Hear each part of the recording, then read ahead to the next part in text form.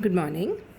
Students, today we are going to start and solve a peculiar type of question in which we have been given two charges, capital Q, which are placed at a distance of r from each other, and we need to place a third charge, small q, somewhere on the line joining the two charges such that all the three charges they are in equilibrium. Now this question has two parts. The first part, we want to find a position where we find the equilibrium for the charge q. So for equilibrium, we need to have, suppose this charge I call A, this charge I call B, for equilibrium, and we need to locate a point, let us call this point C.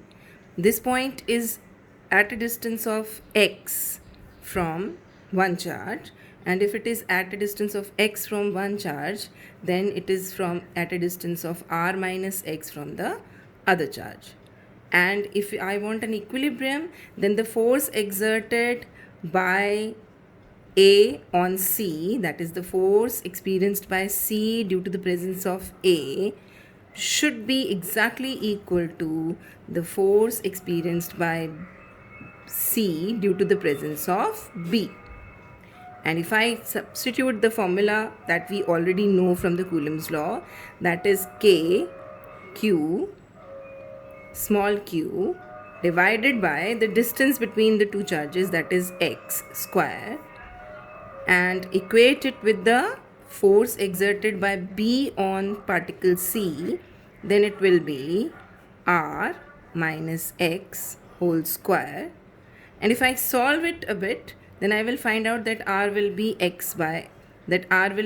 equal to 2x, and x will be equal to r by 2. That means we have to place the third charge exactly at the midpoint. That was very much apparent as both the charges were exactly same in magnitude. Now the second part comes, that what should be the sign of the charge that we are using. Remember, we need equilibrium for all the three charges.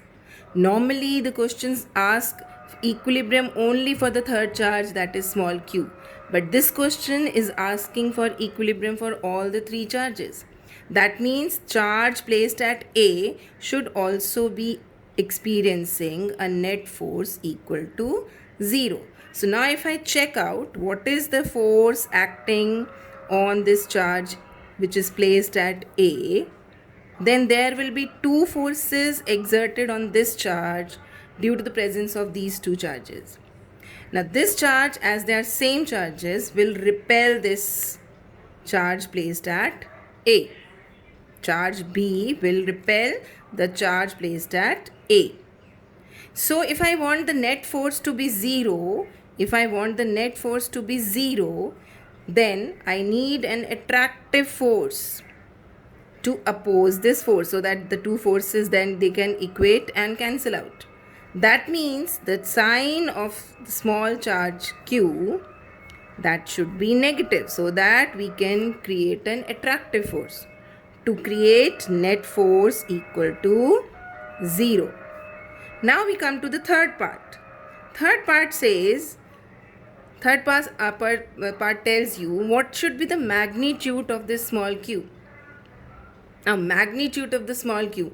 Remember, if this is particle A, this particle is C, then what are these forces? Force exerted on A due to B.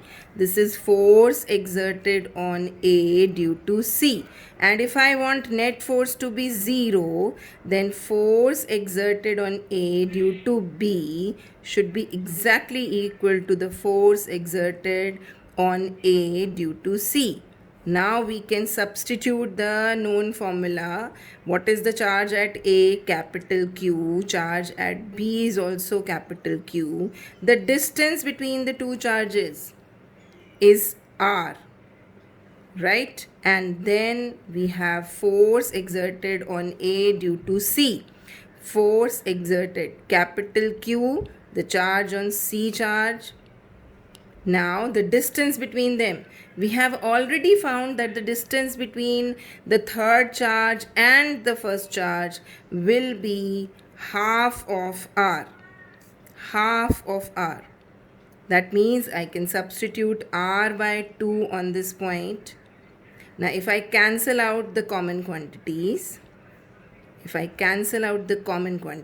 then I get q is equal to 4q. That is, q should be equal to capital Q divided by 4. That means my answer says that small q should be a negative charge of the magnitude q by 4.